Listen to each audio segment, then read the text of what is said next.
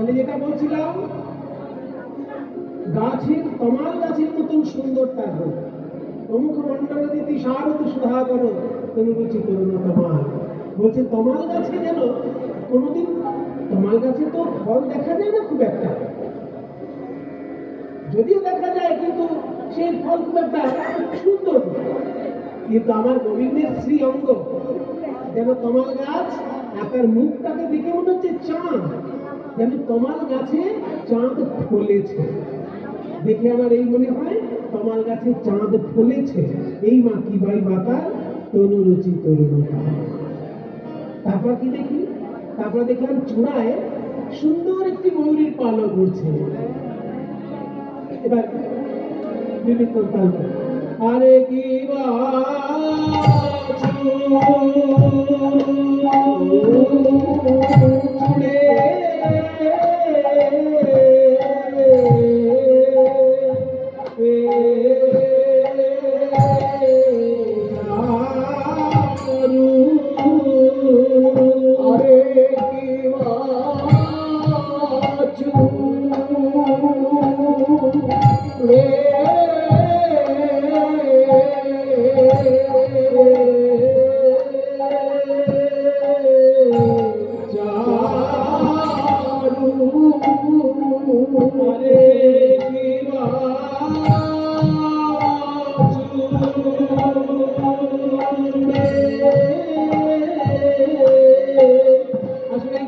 সুরের এত মাধুর্য এবং ত্যাগী বৈষ্ণবের ভাবনা যেন সুরগুলোর মধ্যে ফুটে ওঠে, সেজন্য একবার গেয়ে শুরু হয়, হ্যাঁ একবার গেয়ে দিয়ে যেন আশা মেটে।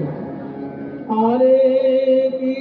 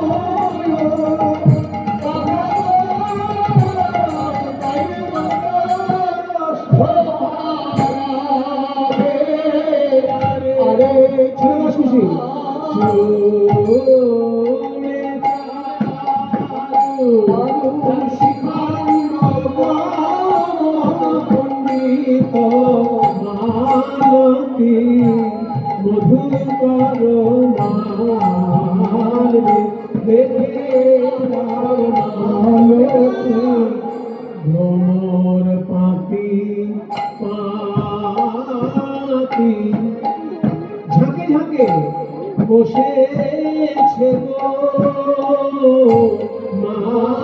মালতী মনে ভ্রমর গোবিন্দের প্রেম মধু পিবে বলে তারা প্রেমানন্দে গুণ করলে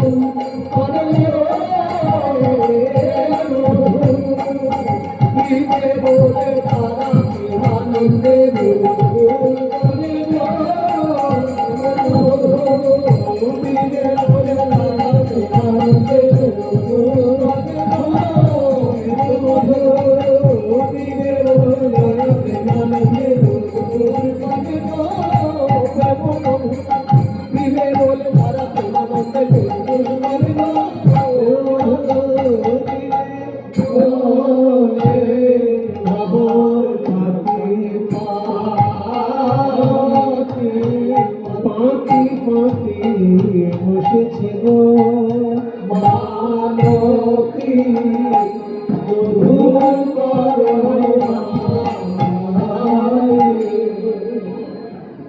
শোন, চূড়াটা বাঁধা আছে কি দিয়ে?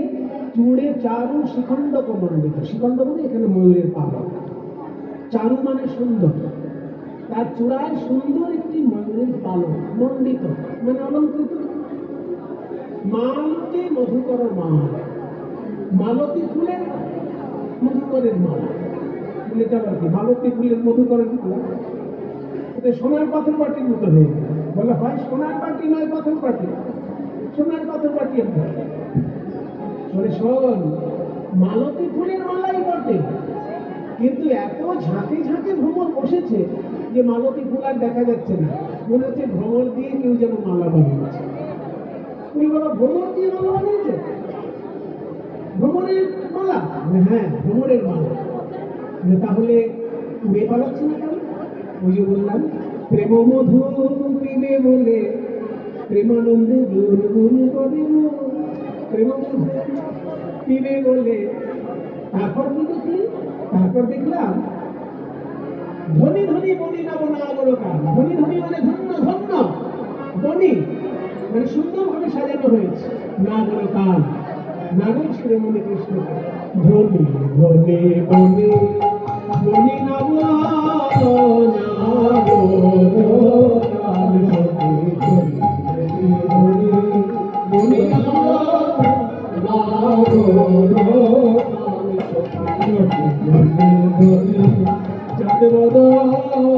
সাজাইছে ব্রজে ধনী ধনী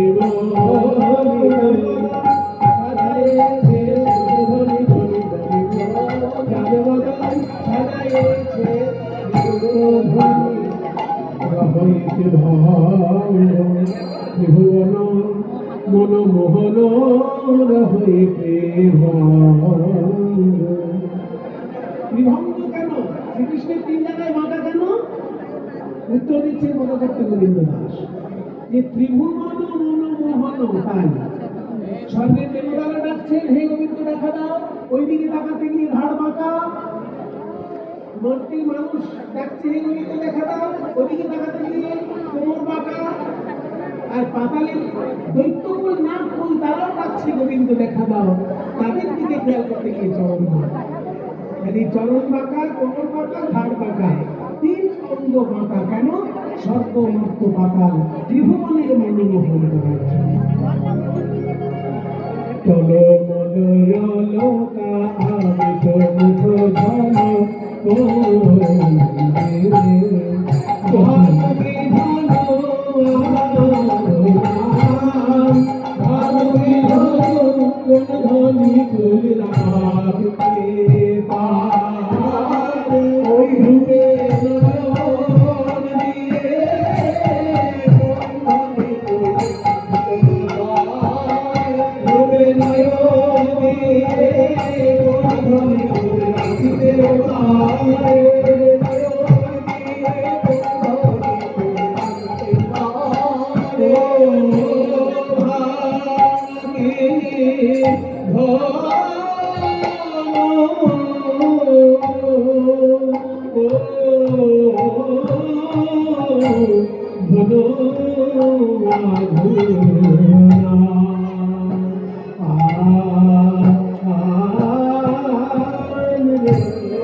কুলবতী বরতা বিমোচন লোচন, কুলবতী বরতা বিমোচন লোচন, বিষম চুরি সমসরবা,